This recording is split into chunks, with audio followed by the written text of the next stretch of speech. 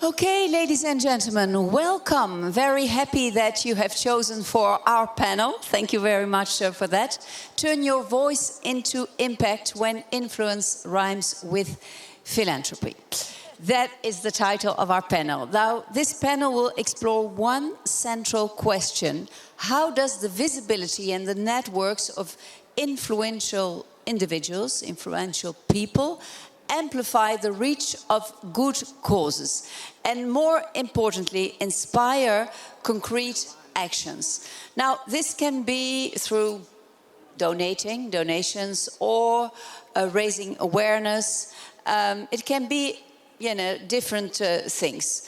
The whole thing is that we want to explore how this influence can translate into impact. And as these worlds increasingly intersect and new opportunities arise, so new questions, important questions also arise, like how meaningful is this impact really when it comes down to it, and how does it remain relevant? Now, I'm really excited to dive into these questions with you.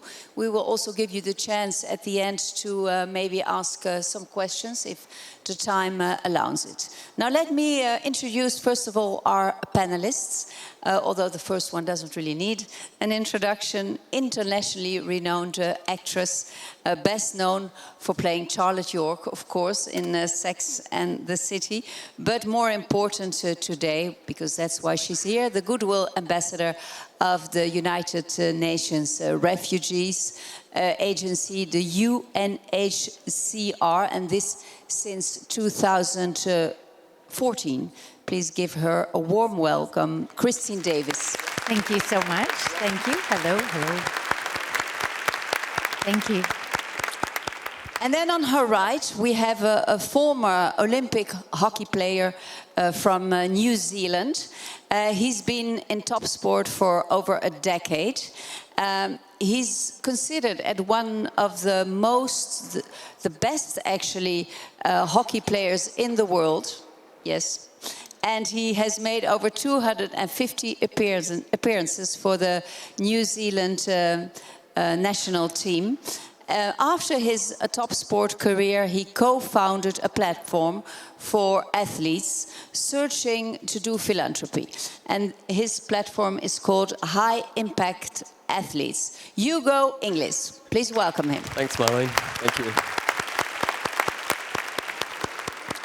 And then on my left, our Belgian free bird who doesn't want to be tied to any cause for the moment. He's a content creator, pur sang. He's an influencer, and he has almost 1 million followers. Now, that's a lot. We're talking about Belgium, 11 million people, so almost 1 million followers.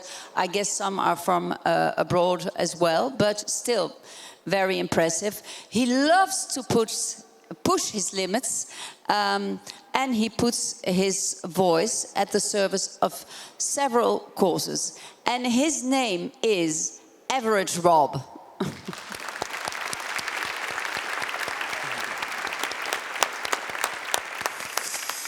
And in a minute, I will ask him why Average Rob, because it made, a lot of people who don't know you actually laugh, because it's a very funny name, Average Rob. So, as you can see, ladies and gentlemen, three very different profiles. One is an ambassador, the other one created his own platform, and then we have one profile who just picks and chooses and gets inspired by some causes and decides to put his voice behind that particular cause. Now, first of all, Christine, thank you very much to be with us today. Now, I guess you must have received over the decades a lot of different demands from different causes. And yeah, it's very difficult, of course, to choose one. But you actually did. You chose to be an ambassador for the refugee cause. So what brought you to this cause, to this specific refugee cause? I had been working for quite some time in terms of helping women around the world find livelihoods. And that was really rewarding work. And I happened to be in Tanzania in 2011, and there was a really extreme food shortage in Somalia, in the Horn of Africa, and people were streaming through Somalia over the border into Kenya, into the largest refugee camp at the time, Dadaab refugee camp. And so many people were arriving every day that it was a very, very extreme emergency, and they were arriving really with nothing, with not even the clothes on their back, with very extreme starvation. And we went to see the situation, and it was so moving and dire to see these people flooding in so quickly that they couldn't be registered quick enough to get into the camp. So they were waiting outside to receive basic human aid, and UNHCR was there organizing Dadaab, which is at the time had about 100,000 people inside. So it was a huge city inside, but because the people couldn't get in quick enough, all of the aid workers were bringing the water and the food out to the people so that they didn't die while they were waiting to get into the camp. It's still really, really, it was a very moving situation, because I realized at the time that displaced people, there were just more and more because of all of the unrest in the world. And if UNHCR wasn't there, they would have no one, and they would have no food and no water. And I feel very strongly as a humanitarian that it is our job to be there for them. And that's what UNHCR does. And I'm proud to be a part of it. And every time I travel, I'm inspired by what they do. And I'm honored to be a part of it and to meet the people who have been displaced, who have left everything that they ever knew or had and had to flee for their safety. And they want to start again, and they want to find a way to, feed their families, as we all do. Mm-hmm. So it's inspiring to be a part of it. And I do feel it's a really huge issue, obviously, for our times. And it takes creativity. And increasingly so, it takes the private and public cooperation to really have all of us trying to bring awareness. Awareness is key. Obviously, funding is key as well. But if we talk about influence and platforms, raising your voice, understanding what the people are going through, understanding that there's a lot of misconceptions also about refugees. Yeah, we will talk to that. Yeah, we'll come to that a little bit later. But it really resonates. I don't know who said it in the speech. I think it was the Queen who said it, but that often we are triggered by something, and then we decide, and it can be triggered by something that we experience in our own life or in our childhood, but it definitely was a trigger for you. Let's first maybe have a look at the video, because you sent us a video. So let's have a look at what the United Nations does. To become a refugee, no one plans for war, no one dreams of fleeing. But when the unthinkable happens, when crises force people to flee, we are there within 72 hours to bring shelter in the storm, to bring warmth in the cold, to bring dignity in the chaos. When conflicts rage, we help the most vulnerable get the care they need. We stay and deliver life-saving assistance. We reunite families ripped apart by war, conflicts, or persecution. When refugees get the help they need, lives are changed. The world is more stable. The world is safer. We do not stop when the cameras turn away. We do not leave when the headlines fade. With our partners, we stay. This is our mission. This is our promise. This is who we are at UNHCR, the UN Refugee Agency. Yeah, that's very moving. We do not leave when the cameras go away. That's a very good sentence. Now, 75% of the refugees are not in Europe, but are hosted in low and middle income countries. You wanted to talk about, and maybe it's a very basic question, but the most basic questions are often the good ones. What is a refugee? Because there's a lot of misconception about that. What is a refugee? A refugee is someone who has to flee their home to survive. So often it's based in conflict. Obviously, we have many, many conflicts around the world. A few weeks ago, we were in South Sudan, which is unfortunately coming up onto the 3-year anniversary of the conflict between Sudan and South Sudan. And over 13 million people have had to flee from that conflict alone, yet it's very much not reported in the news, in the media, which is part of the reason that we wanted to go and bring attention to 13 million people having to flee, and yet no one's really talking about it. And about 82% of those people are women and children. So it's a very dire situation there, yet it's underfunded, grossly underfunded, partly because so many countries have cut their funding to the UN, to UNHCR. I'm really happy to say that the European Union is now our #1 funder for UNHCR's work, which I think all of you really play a huge part in, that there's such awareness in terms of the power of philanthropy, the power of giving, the necessity of taking responsibility for our world at large. It's beautiful to be here and to feel that energy, so thank you. Tell us a little bit more about this trip, because South Sudan is the most overlooked war. So much attention goes to all the other crises in the world, but not in South Sudan. What stood out in this trip? Well, 2 things stood out. One would be just the scale of it. It's huge, and it hasn't ended. It continues, and yet no one's really talking about it. So it's almost like it's happening and people aren't aware of it, yet people are still flooding over the border and they really have nowhere to go. So UNHCR is really, we're stressed trying to help these people because the conflict is so underfunded. And therefore, there are things, really basic things that I've been to. I'm not sure how many refugee camps I've been to, but many, many around the world. And I have never been to a situation before where we were not serving hot food to new arrivals. So I'm touring this very large center where people are when they first arrive, they're greeted. And we kept going around the bend to different parts of the camp, and I kept thinking that we would see the hot food, and usually I serve the hot food, but there was no hot food because we can't afford hot food. We can't get the supplies up to the area.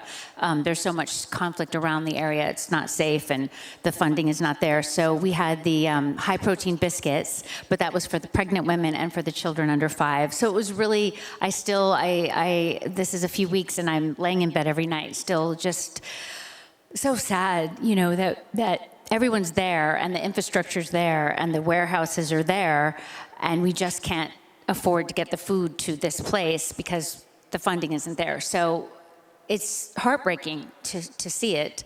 The other area that's really suffering, and that was hard because, as Dr. Mukwege said, rape is still being used as a tool of war. And it shouldn't be happening, but it is happening. And it's a horrible reality.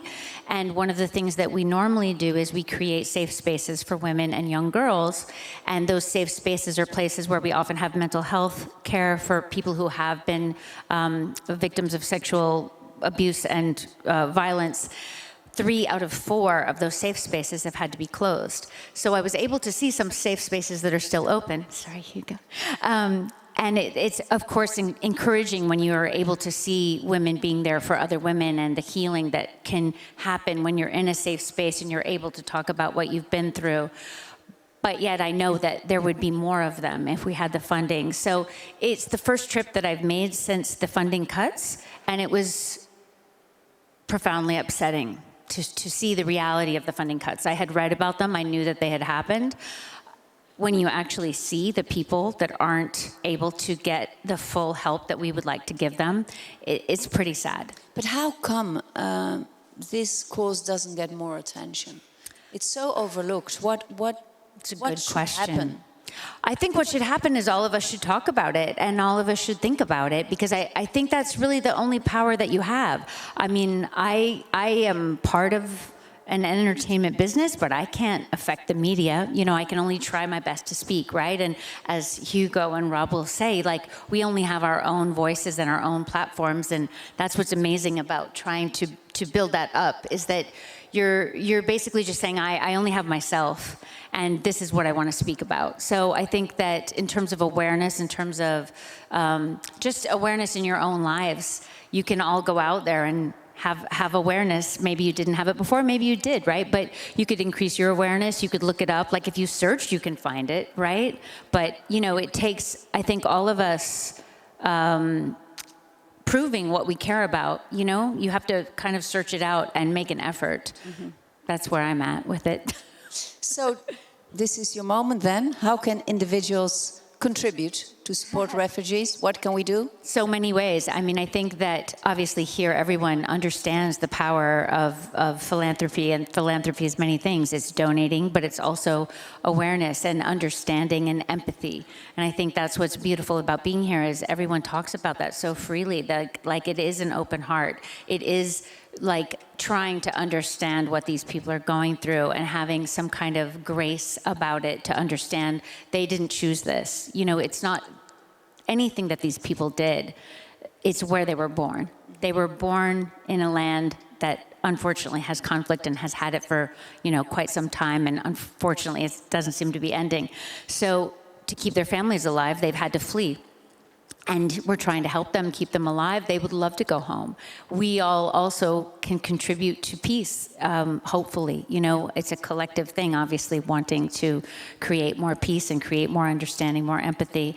So I think it's many different things. I think, of course, donations are incredibly impactful, but also understanding and empathy are an incredibly impactful thing in terms of your own circle of influence. Mm-hmm. Thank you so much. We'll come back to you a little bit later. Hugo, 10 years of top sport. Now, we will come to your platform in a minute that you created. But first of all, your first love, probably hockey. 10 years of top sport. Some say that top sport is the university of life. I don't know if you agree with that. But my first question to you is, what did top sport teach you? Yeah, thank you. And I certainly feel a lot more comfortable with a hockey stick and hockey shirt on than up here today. So it's wonderful to be here, and I really appreciate it. And just quickly to touch on what Kristen's saying, and it really resonates with what we do at High Impact Athletes, seeing these wonderful individuals use their platform and take action in the face of really powerful problems. I think that really inspires and creates this feeling of, we can solve these things and we can take action. And so we're really thrilled to be working with, athletes that have similar size followings to these two and helping them use their platforms to accelerate change in the face of these really powerful problems that we are facing. And then, top sport. It's been a lifetime journey. Played in the last 4 Olympics. Finished up in Paris in 2024, and I was just telling Rob before the panel that that tournament was an interesting one. We woke up game 1 playing India, 10 guys with COVID-19. Game 2 we had 14 players with COVID and a broken knee to add to the mix.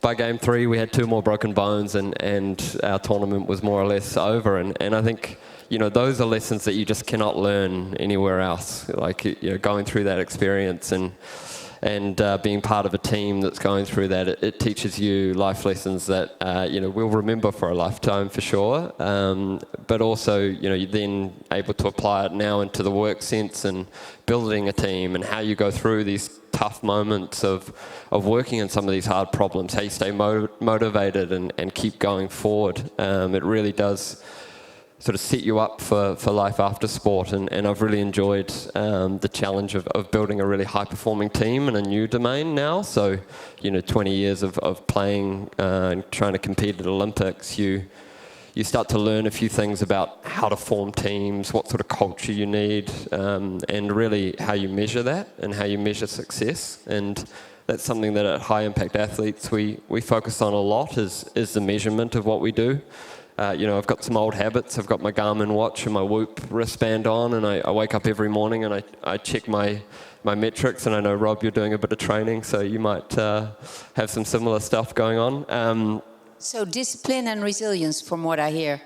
A lot of that, yeah. And so and that's what we now bring into the philanthropic space. So we're really focused and obsessed over the discipline and the evaluation of the charities that we work with. We measure everything we can, and we apply that high-performance landscape and lens into the charities that we work with. So, but what is your mission of the platform, really? So High Impact Athletes exists to empower athletes and sports to measurably improve the world. So I'm saying measurement a lot. And really we want to help them in their journey. And we see a lot of times with athletes that they have this beautiful intent. You know, they feel with their hearts that they want to help. But intent doesn't get you all the way to impact, and we really want to help bridge that gap. So the way we do that is very varied, and you know, we work a lot with creators, we work a lot with influencers, we do a lot of social first marketing campaigns, and then setting up, you know, new technologies so that athletes can run these really fun, engaging campaigns for fans and brands to get involved in, and really using their platforms in a way that helps them elevate the causes that they care most about. Mm-hmm. Now, I read on your website, and I thought that was a really nice sentence, so I wrote it down. As athletes, you can use your voice as a megaphone, so that I think was very inspiring to make this world a better place. Now, research also shows, Hugo, that athletes are now among the most trusted voices in the world, more than politicians, more than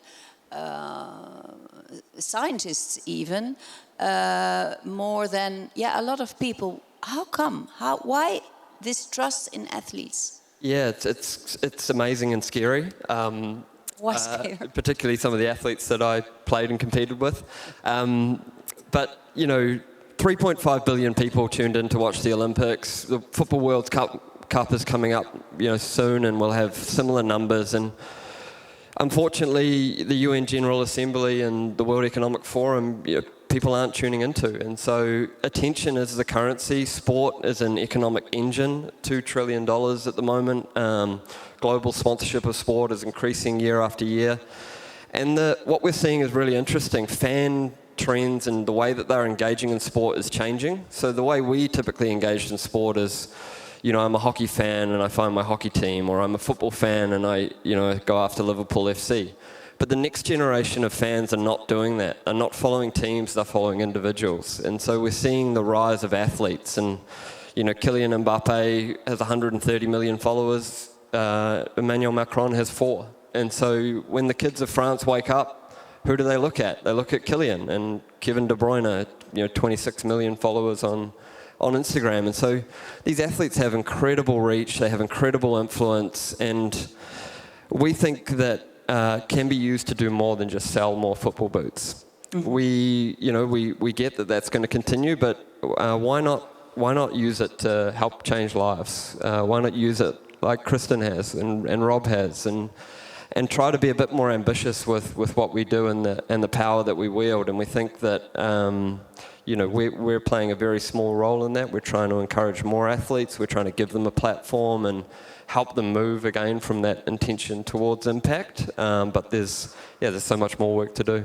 Yeah, how do you do that? How do you step on that train to use that trust really to embark more athletes, to do more actually, and to start maybe doing? Some maybe are not doing anything. There's no judgment about that, but sometimes you have to trigger something within them.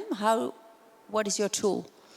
Yeah, we've got a number. So I'll use a concrete example. We're launching a fund later this year, and we think it's a really groundbreaking fund around gender-based violence. And you know, to get to that point of launching a fund, it was many, many, many months of work. And you know, I'll use a sports analogy because that's what I know. But when I competed for New Zealand, before every Olympics, there's a selection process. You know, the coaches are going to see, are you fit enough? Are you strong enough?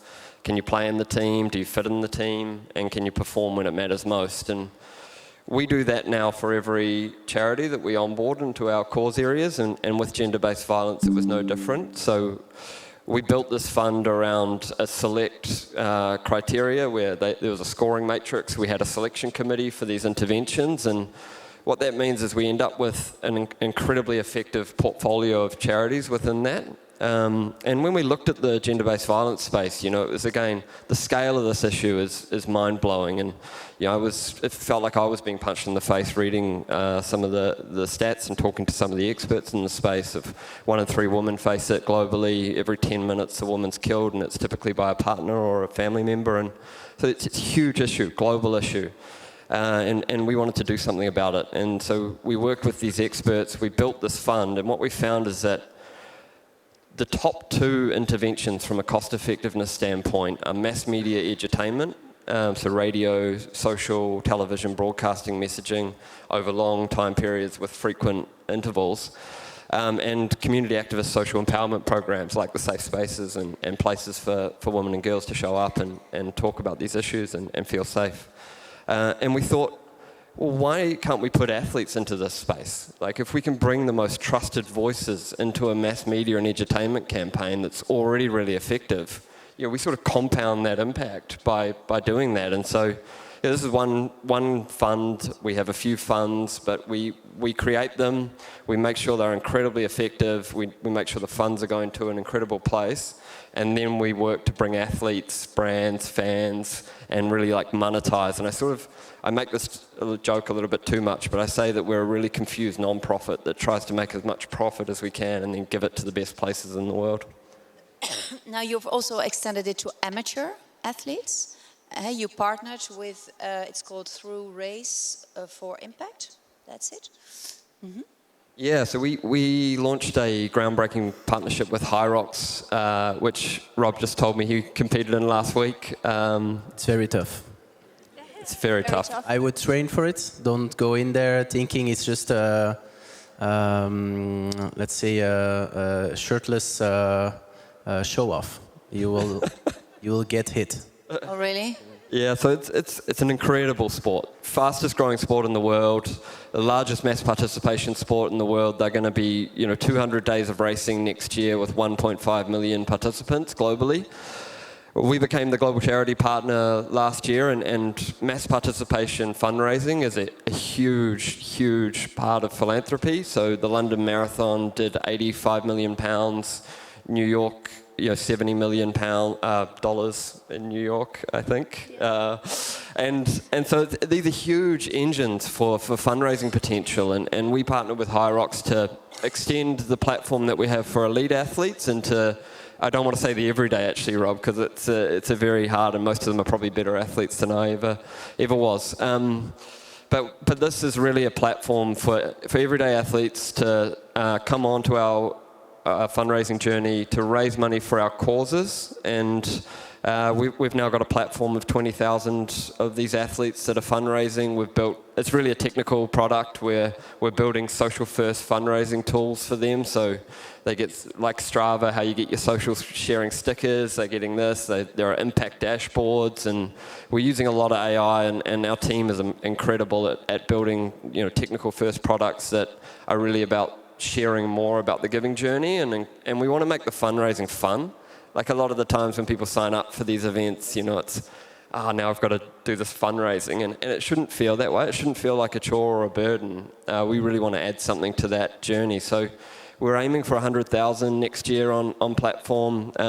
We want to be 8 figures this year, and hopefully 9 next year with that, and continue to grow it with an amazing event that's getting, when we talk about impact, that event is having impact. Millions of people are getting off their couches, training for something, and the shirtless vibe probably needs to change a little bit, Rob. We need maybe the shirts on movement. It's also, how do you say it, motivating.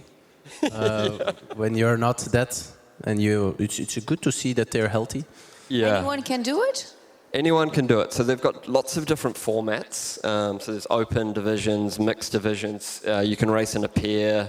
So if you're like me, you find someone who's really good at doing all the weights. They can do all the work for you, and you can just sort of sit back and recover in those patches. But yeah, it's a lot of fun. They've kind of blended fitness with festivals. And so it's loud music, a lot of action, a lot of fun, and yeah, hundreds or millions of people now taking part. Now we live in very unstable, unpredictable time. A lot of crisis going on everywhere. It's been said on the stage. We know it. You read the newspaper. You can't put on a television or radio or whatever, a podcast, and crisis is just everywhere. Have you noticed that donors are more reluctant to give? I think what we're seeing is, unfortunately, grassroots giving is really declining. So the rates of small donors is falling off a cliff. And we talked about some of the factors that have influenced that in previous sessions. And what do you call small donors? So sort of non-high net worth donors giving somewhere from $10 to $100 to $1,000 a year. Individuals really, and just how they're giving and showing up is declining. And so we really want to help change that, help swing the balance back. And sports fans are the everyday donors, and they are everyone. It crosses sports, crosses culture, it crosses religions, it crosses race. And it is a cultural phenomenon, and so we really want to accelerate the amount of grassroots giving that's going on. So we are seeing that decline. The flip side is we're seeing more generosity at the top end. So high net worths are giving more, which is propping up overall giving levels, and we want to see that continue, and we want them to give more. So if there's anyone in the audience that has a bit of disposable cash, please start giving it. It is needed now. But really with our campaigns, we're targeting the grassroots. So we want athletes to be talking to their fans and accelerating that movement of giving from the ground up. Mm-hmm. Do you also experience that in a way, but maybe you're a bit further away from that? But I am definitely further away from the actual metrics of who's giving, yes. I mean, I feel from when I'm talking to people that I think the amount of conflict and division in the world in some ways increases awareness of the need for giving. In terms of my friends, the people that I know, I think it's really clear that we're in a crisis moment, as we've discussed already, and I think everyone knows that. So then I think, as you were talking about triggers, what is it in our current situation that interests you is the question, right? For me, it's refugees. I'm committed there. As Rob is looking for different things that I think that's super interesting, right? I think that's how many people go about it. Like, I'm gonna give here and see my impact. And I think as you investigate those things and you find what excites you, that's what's really important. Mm-hmm. And that's what's going to bring longevity to your giving, kind of the loop of giving and seeing the effects and giving again, and maybe increasing your platform, increasing your reach, and seeing the effects. And then you're functioning within that. And I think that's really rewarding, and that's what we really want people to do, I think. That's what I want. Now I'm coming to you. Rob, our free bird. This is the third profile, not an ambassador, didn't create his own platform, but is just getting inspired by whatever you will tell us. It's funny because when we prepared this interview, because we did a call with everyone, I asked you, how should I announce you? Is it Rob or Average Rob? And you said, well, you can say Average Rob. So my first question is, why Average Rob? Why do you call yourself average? So first of all, because I'm 1.69 m. That's quite average for a Belgian. I'd guess in America and other countries, they're a bit taller. But mostly because I don't feel like I've never really felt like better than anybody or worse than anybody. I've always felt like an average person. I always want to be seen as an average person, and I feel like putting average in my name just it keeps my feet on the ground and puts me just right in the action where I want to be. I also said it to Christine that putting average in my name can only give me a better base to exceed it. So if I would say I'm incredible Rob, then I would always have to do incredible things. But now that I'm average Rob, if I do something slightly above average, I'm already exceeding expectations. So that's, I feel damn. Yes, very, very. Thanks for the applause. Yeah, that's more than average. No, I had the feeling, but I like it. But I had a feeling that you started off like putting yourself not down, but a bit lower than average? Yeah, than average. I know 169 is maybe below average. It's true. No. It's, But it's not about height, right? no, it's true. It's true. It's about the biggest men in the world in history were less than average. So, and they did a lot of unbelievable things. Now, as I said before, you love to put your limits, to push your limits. Your goal is really not only for yourself, but to make other people move, get them into action. So I have multiple goals. I'd say one of the goals is to make people move and inspire people to move. I think another goal would be to just make people smile, make people feel good in a way. If with one of my videos I can just make the day of somebody better just by them having like a moment like, oh, that's fun, or that's interesting, or that's inspirational, then for me that's already really good. And I think that's, for me, it's what pushes me. I've realized it pushes me when I was doing my Ironman. I trained for an Ironman with 6 months of preparation. Was it naive? Yes. I didn't know what the Ironman was when I said I was doing one. It's long, it's far, but that's, I think, something that could inspire people. And we did a 4-episode YouTube series around it. And the 3 first episodes, we saw the anticipation grow from just normal people, like people who watch YouTube, and they were looking at us like, the first episode they thought, what the hell did these guys get themselves into? Like, why would you even try and do an Ironman? Because it's been labeled as one of the sports that is like, you have to be elite, you have to be one of the best in the world to even finish one. And then you had Arno and I, who were just like 1.70 m short, not fit guys who just said, fuck it, let's do it. And by the end of the series, we did like a mini documentary. And we finished the Ironman, spoiler alert, if you still wanted to watch the video. And it kind of, when it released, I didn't think it would have a lot of impact. I just thought it would be really entertaining, maybe inspirational. But like half a year later, we got like numbers from the Triathlon Federation, and signups like doubled.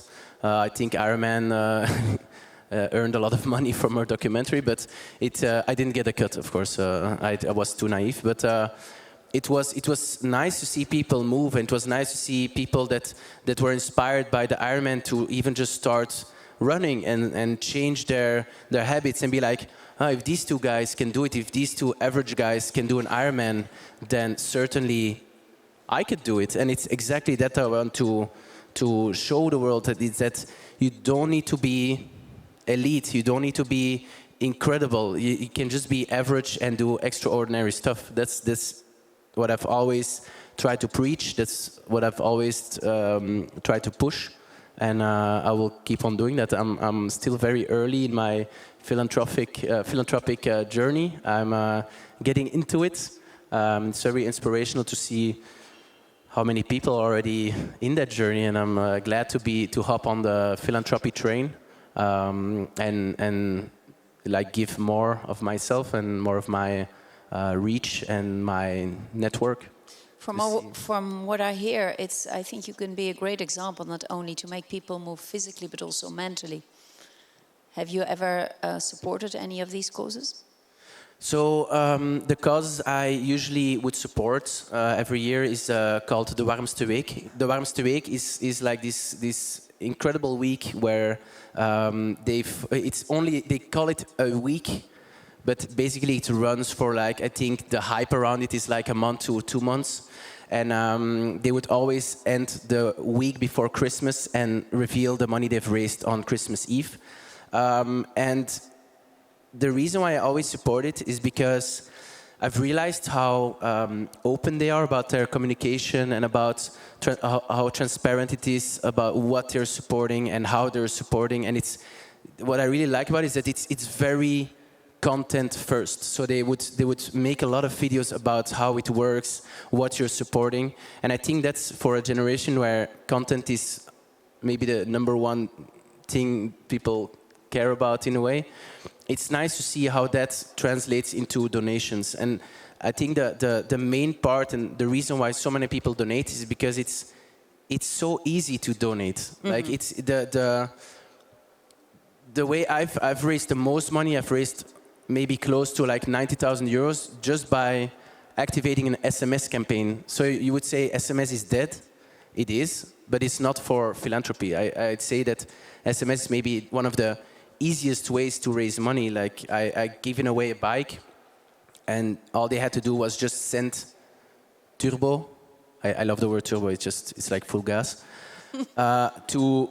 I don't know. Remember the number was like 52, 51, and they just had to send an SMS, and automatically €1 would go from their contract they have with their like their mobile distributor, and it's so easy because we would give away the bike and say like, okay, you can SMS and as many times as you want, and then we'll pick somebody out of the pool of people that SMS'd, and then somebody would win the bike. But the only action they have to do is send the SMS and not go to a link, sign up, look for donation, donate, sign this, do that. And it's a lot also, maybe because actually, yeah, you don't know. It's very good, I think, also because everyone can do something. You can bake pancakes and sell them in the school of your kids, and the money you can, give it there, and then you give the check, and you get this little attention, this visibility. It's like very down to earth. It's a pat on the back. Like everybody can come and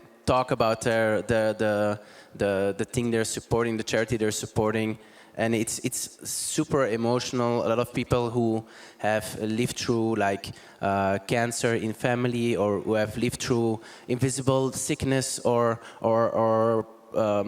poverty, they can come there and tell their story and inspire a lot of people. So it's super nice. I think it's a great way to raise money. But the only thing is that it only activates people during those 1 to 2 months every year, and I think there's still a big gap to fill in the 10 other months.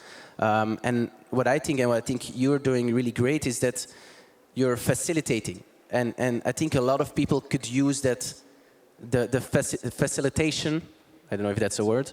Of donating, and it's people want to donate, but they don't really know how to do it easily. So if there's like a platform like that where athletes can come on and just use the software you're creating and just be able to share one link or share like a story through your platform, I think that's already facilitating for all those top athletes that don't have time, that maybe don't have the knowledge of how to communicate about it. And it's just like, yes, I want to help. And then you are like, okay, I'll facilitate everything from your voice to action in donating. So I think that's nice. We will come to that point, the transparency, because I think that is a very important point. But first of all, last question for you only is, since you are always like looking for causes, what really does inspire you? By what do you get triggered? Well, for me, definitely it's the stories. I'm a storyteller. I love listening to stories that are inspiring or even like emotional. I'd say like emotionally triggering. And now that I've been working on my on a reach, on an audience that follow me, that trust me. I love to activate that and push them to help out also on causes. But for me, it's definitely the story side that would always trigger me.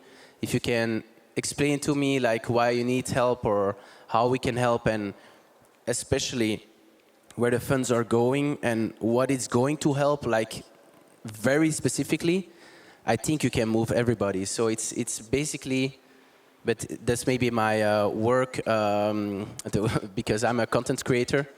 I just love when the story is being told and the way it's being told. So that would move me.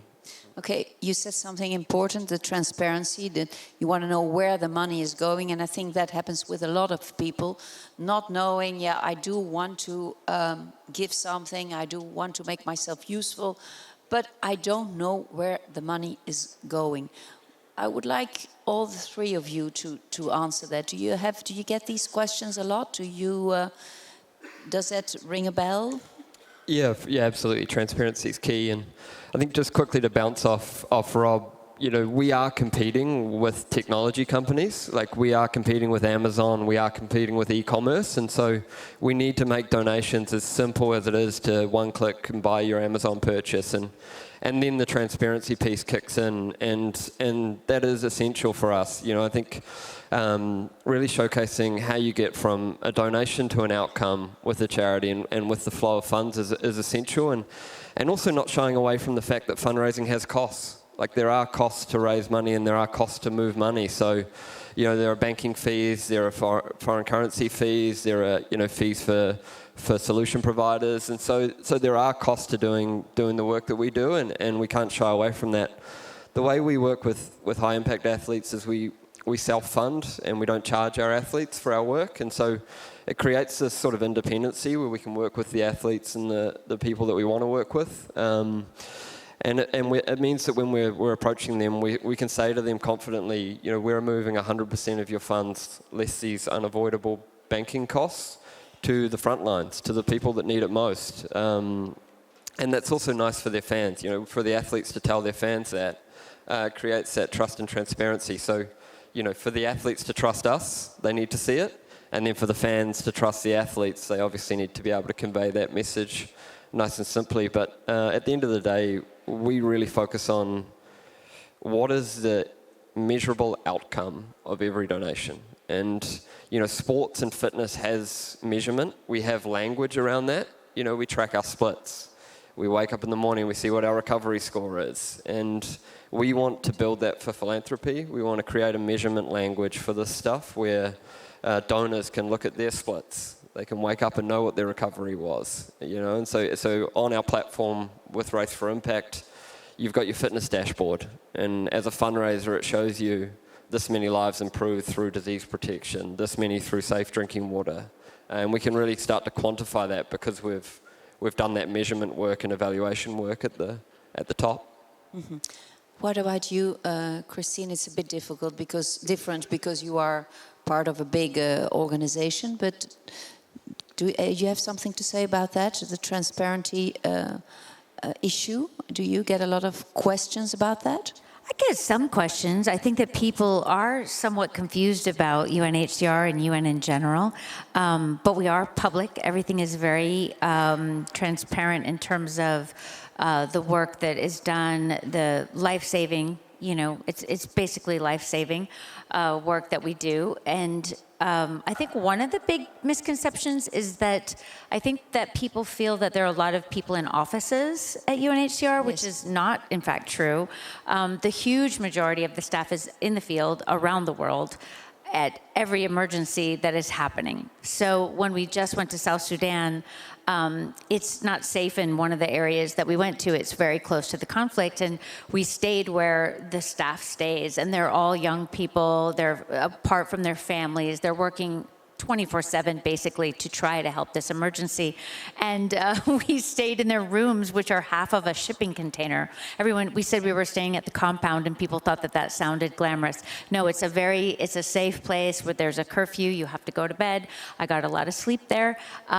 It was very basic, but incredibly inspiring to see how these young people have committed their lives, you know, to helping others, and that's who's really on the front lines doing this work. It's not people in offices in Geneva. I mean, there are some, of course, not to pretend that there aren't, but that's part of the diplomacy. That's part of what we do as well. But I think that people, I pay for myself, so I'm never taking UNHCR's money, and I think that's important to say. There's a lot of misconceptions about myself and people in my industry who are wanting to help with this work, that we are somehow using funds to fly around. No, never, never. It's very, very clear policy that we will never take funds. We fly ourselves, we pay for ourselves in all the ways. I paid the staff to sleep in their bed.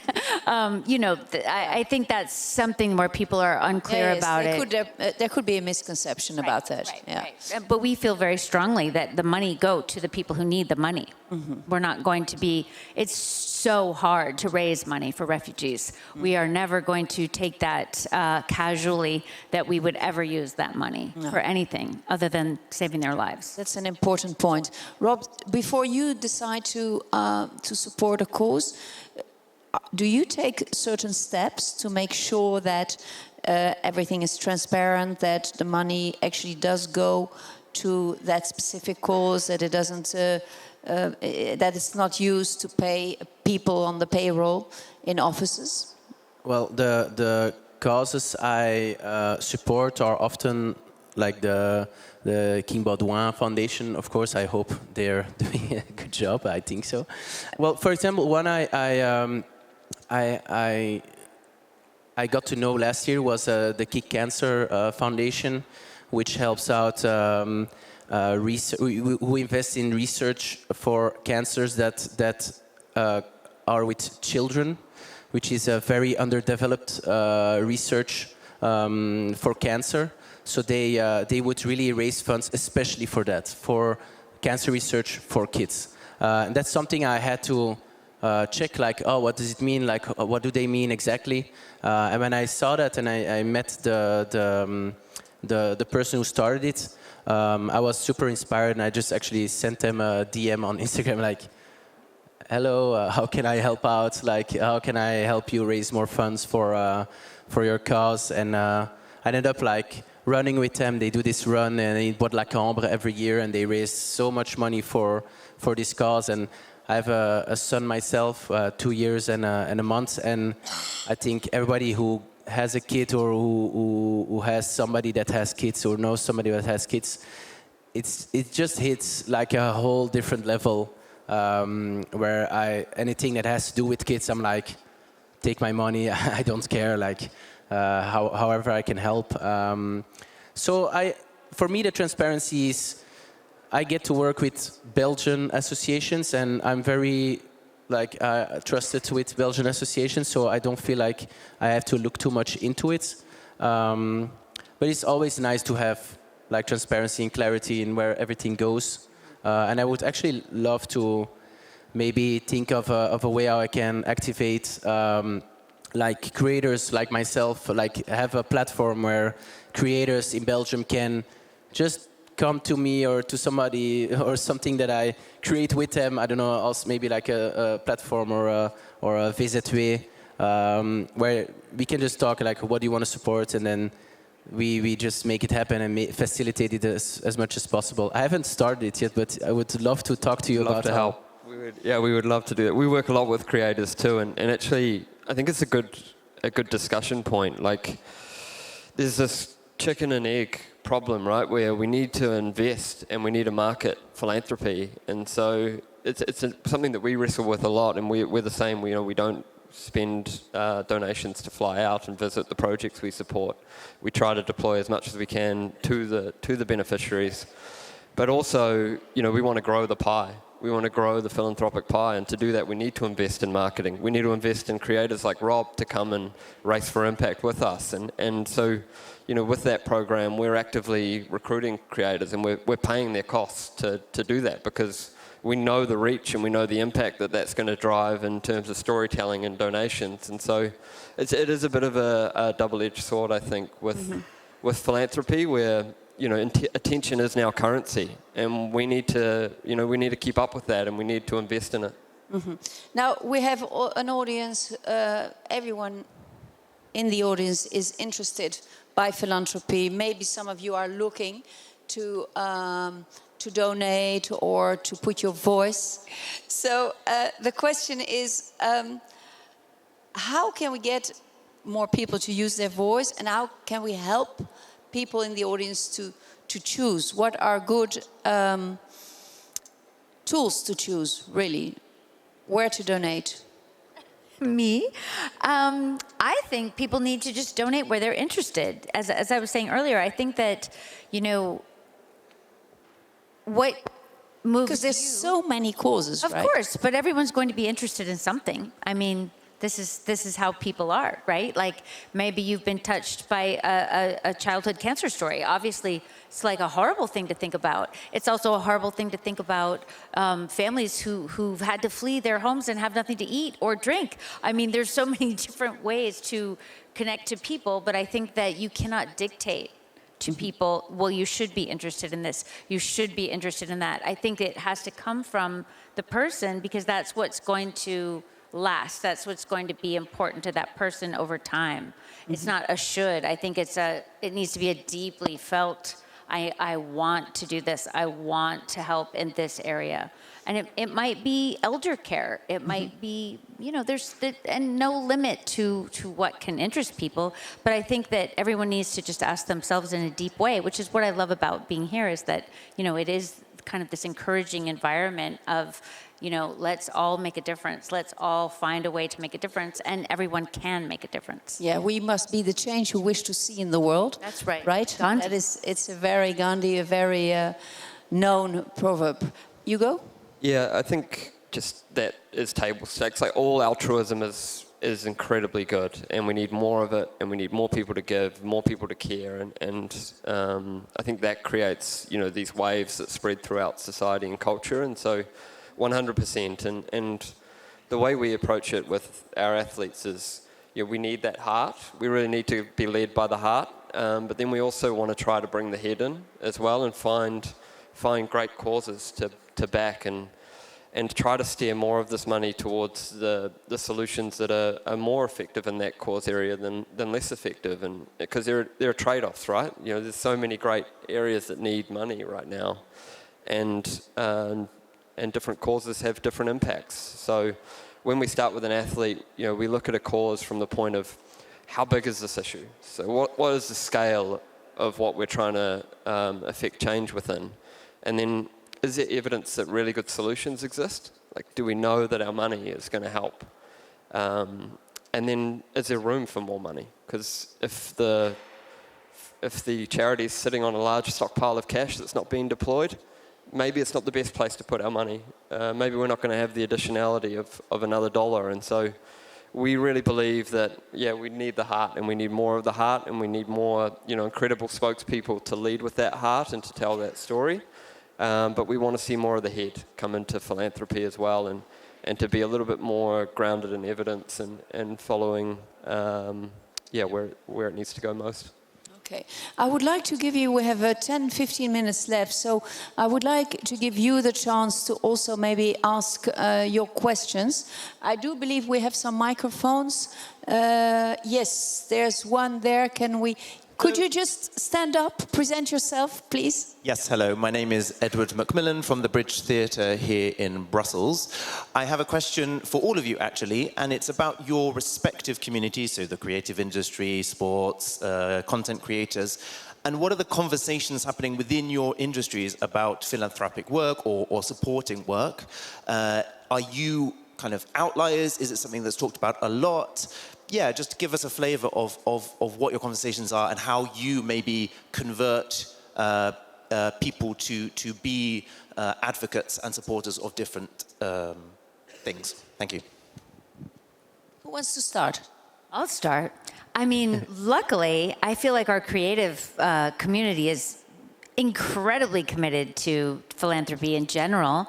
And I think that, as you kind of alluded to, there are many people who ask us to do different things. And I think that my friends, over time, we've all tried to find a lane, like choose a lane and stay there, because that's what's more rewarding than just trying to do every different thing that you might be interested in the moment. But like over time, it's more rewarding to choose one thing and see it through. Certainly with refugees, because it's such a huge, it's 117 million people in the world have been displaced. So it is a huge area that needs help, and endless opportunities to help, and trips to make, and people to meet and be inspired.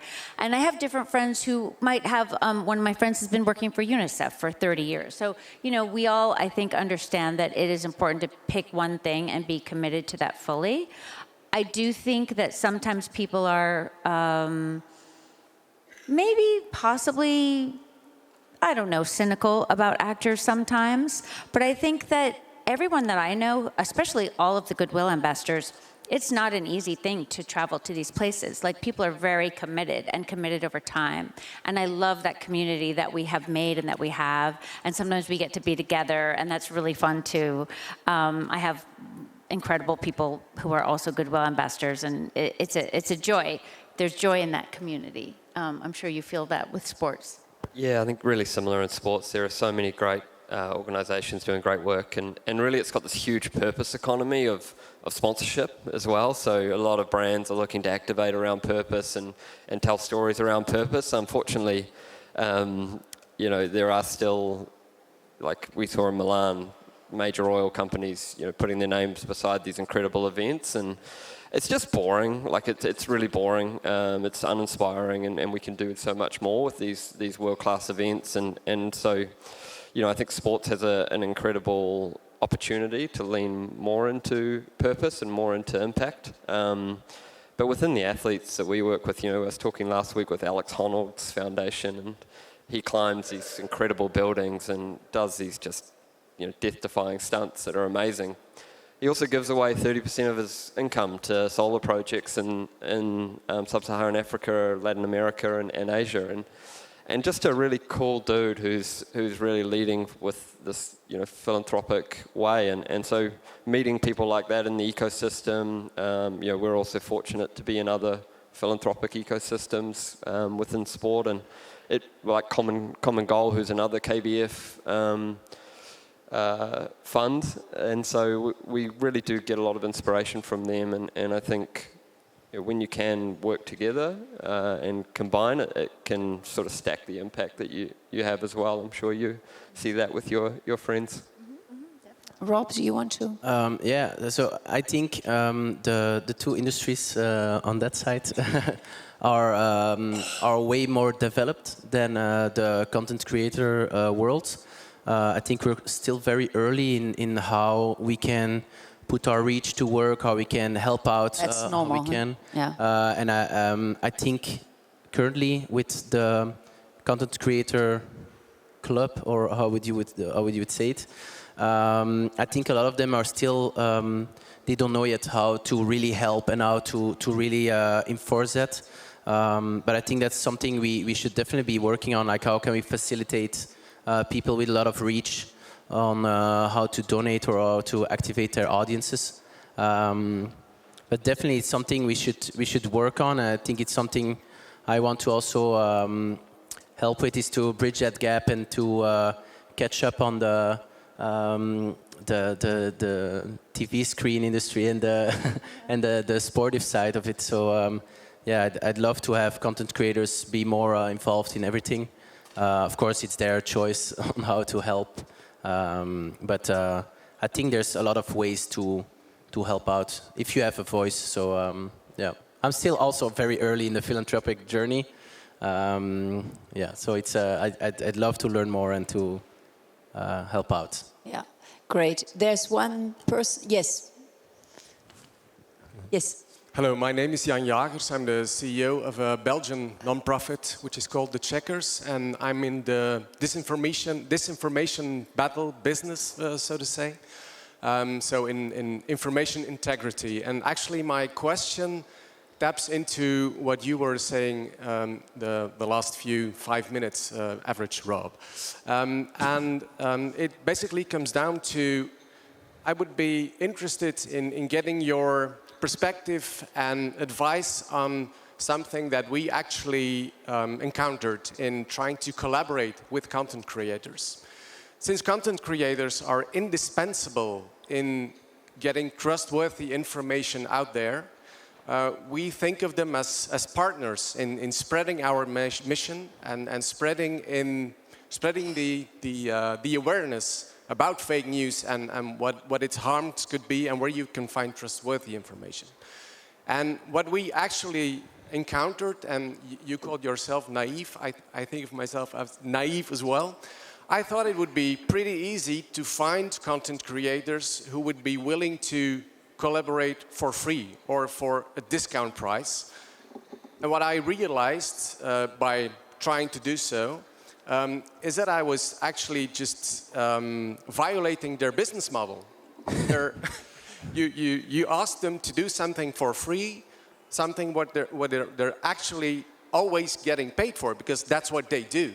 And I would be interested in your view and advice, and I would be very, very open to discuss it further and to help the content creators for good community, as I would put it. That's a great question. Thank you. It's a very good question, and it's something I've also been. My English is not very good today, but you've encountered or encountered, encountered is a good word. I think there are maybe two issues, not issues, but things that creators can maybe bounce off from. One is maybe going in not very personal. Sometimes it feels that people who do good causes just send out one mail to 1,000 creators and just want them to talk about it, but it's not a one-on-one conversation. You don't bring them into the story. So that's, I think, something that's important is you have to bring people into your story and talk about it and make them feel something. And of course, if you don't send it out, you will never know. So that's maybe something we should think about how to get. And then the other thing I would say is that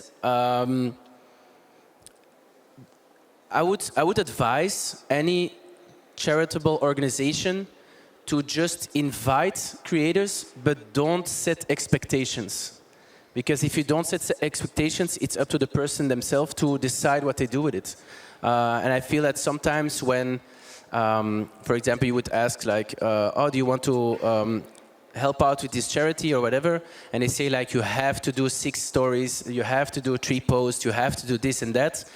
Then automatically you feel a bit used, you know? And of course, it's a good thing to be used in that way because you want the word to be out there, you want the story to be told. But I would always suggest that if you work with a creator, just bring them into your story, bring them into whatever you want to the people to know or their audiences to know. Also realize really well what this person stands for. Is it a person that is focused on sports? Is it a person that's really focused on maybe helping out children that are in need or whatever? I think it's good to put the right people on the right spots and not to maybe send out like a global invitation with already deliverables in the mail. Then I always feel, for myself, I feel a bit like, okay, maybe you don't even know my name. You just care about the followers I have, and it's just about spreading the message. Of course, that's 100% makes sense to think like that, but I think we're also people. We also have our stories. We also have our emotions, and I think for me, when you talk about children or like children in need, you hit me in the right spot, and then I'm very glad to help out or anything that has to do with. For me, the story just matters. It's also interesting to understand it before they talk about it, because philanthropy is very complex in a lot of ways. Like cancer research is so complex, but it's good thing to be able to explain it in a very easy way. Because if the creator doesn't understand it, it's impossible for them to communicate it to their audience. So I think it's a lot about discussion. It's a lot about bringing them into your world and really making them realize, are you a good fit for my charity, or are you maybe interested in something else? And that's maybe something I want to think about, like how can we give creators a voice with charities they care about. So for me, it would be children. For another one would maybe be cancer research because somebody of the family has passed away, or even for me, like I have nobody in my family who suffered or who had cancer or anything, but I don't want to wait until somebody has cancer or somebody has a seed from cancer to be like, oh, and now I'm going to help out, and now I'm going to put myself into that in that situation. So I think stories are the most important. I also talk a lot. You do. I think it's that like authenticity is what I'm hearing, and when we work with our athletes and we actually get to the point of a public-facing campaign with them, we really need to know that they care about the story, and that starts with just asking simple questions of them, like, what do you care about, and why do you care about that, and really trying to unpack that before you go and try and launch a campaign with them. Yes, I think that's a very good point, and I would add to that. Philanthropy can start in your own street around the corner by helping out or by being, you don't always have to travel far to do it. Yes, of course, we know that there are certain crises, as you said, that's really terrible, that are overlooked. And I think that what touches me the most in the story in South Sudan. But it can also start in your street, actually. There's one question there. Thank you so much. I am Deza Ngembok. I'm from Cameroon, based in Paris. I've been a social entrepreneur for over 20 years now. I'm a woman with a disability. I think that the situation of women with disability have been overlooked for quite a long time. I got aware that being a disabled is a social problem when I get into the job market. When I mentioned that I was a disabled woman, nothing happened for a very long time. And when I took this information off, my phone didn't stop ringing. So I decided to engage, to change the perception people have for people with disabilities. And 3 years ago, I created the Ahadi Foundation with the mission of supporting women with disabilities in leadership positions. Because when we see data, women with disabilities are nowhere. When we talk about disability, we talk about social support, we talk about services, we don't talk about leadership. So my aim is to support 1,000 women with disabilities at top position. This situation is not really matched with the strategy of fundings. We don't fit in any box. So my question for the three of you would be, what would be your advice to try to push this question in the agenda of fundraising? Thank you. That's a tough one. I want to ask my UNHCR friends, what's your advice? Where are they? Oh, You have a microphone? Maybe give... Or no, there's the microphone is there. In the meantime, Hugo, you can answer. I think, firstly, congratulations. It's amazing. And it's a huge problem globally. I know it's grossly underrepresented. I think sports could be an interesting lever. Like, last week, 2 weeks ago, the Paralympics was on in Milan. And I think, showcasing the exceptional ability of these athletes with disabilities is a great way to shine a spotlight onto the cause area and show what's possible. So potentially there's something there where we could have a chat, and I could see if we've got some networks within that space who are working with us, but not enough at the moment, I would say. But I think showcasing these leaders and showcasing these stories to Rob's points earlier is the key to sort of open the door, and then having the programs and having the sort of the transparency piece to back it up is often how you then shut the door on the funding conversations.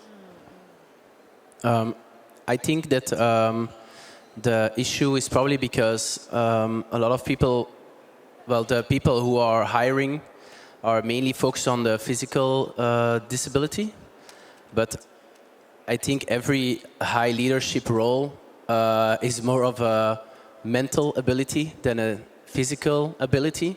So I think if maybe in communication you could focus a lot on like the mental ability, and then I don't know if I'm saying it right, but I think the mental ability is always the most important part. Like smart people can do extraordinary stuff, and I think that's maybe something you could extra accentuate when going to like funding like foundations.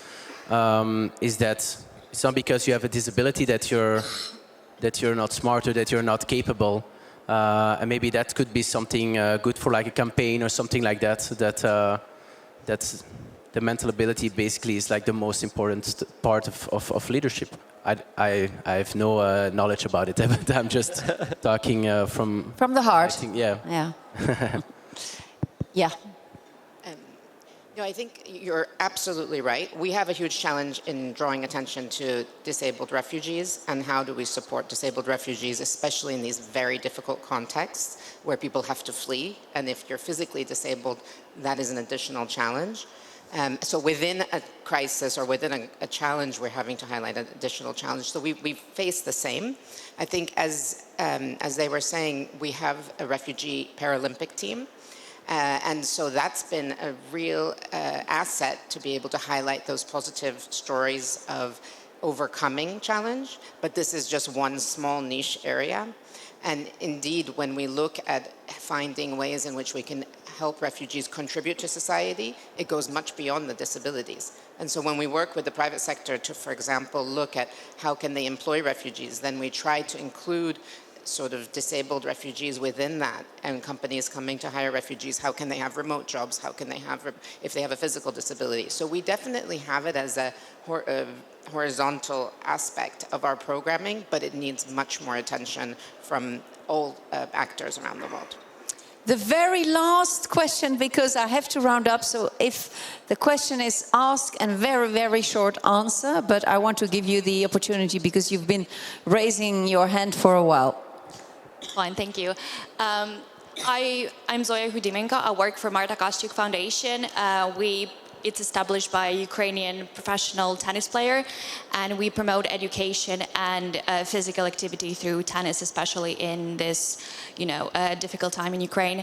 I was wondering, Christine, because you worked with a lot of displaced people and a lot of refugees, do you think that physical activity and sports development is like an underlooked and underused tool in humanitarian response, especially for children? Thank you.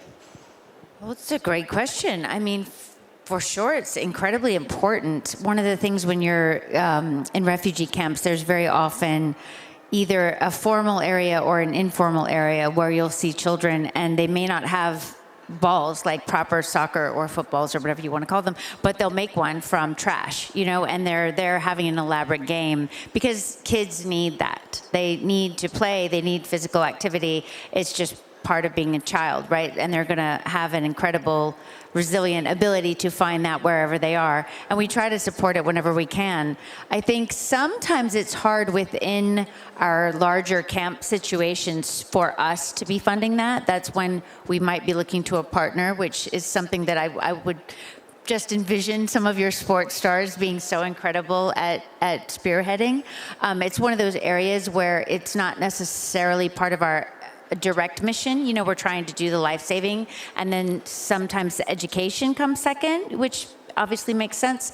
But to me, in terms of like the mental health of a child, it's incredibly important that they're playing and having physical activity. And that's also something where these safe spaces that I was alluding to earlier for women and children, they're also safe spaces for children where you'll often find them like just being able to play. So important. But it's also something, frankly, that with these funding cuts, it's not always easy. So you should get work on that, Hugo. Short answer.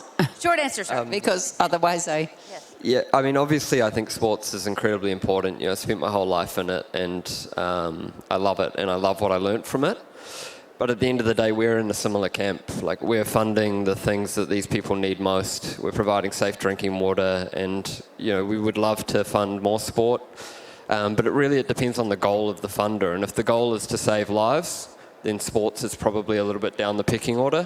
Whereas in some of the gender-based violence work we're doing, community activist social empowerment programs are looking really promising from a cost-effective standpoint, and so we can see us funding more in that space in terms of these safe spaces to play. And we're working with an organisation called Right to Play, which has a really great program in that space. So not to say it's not important, like I think it's incredibly important, and I do think it needs more funding, but most of ours is going more at the ground level where it's needed most.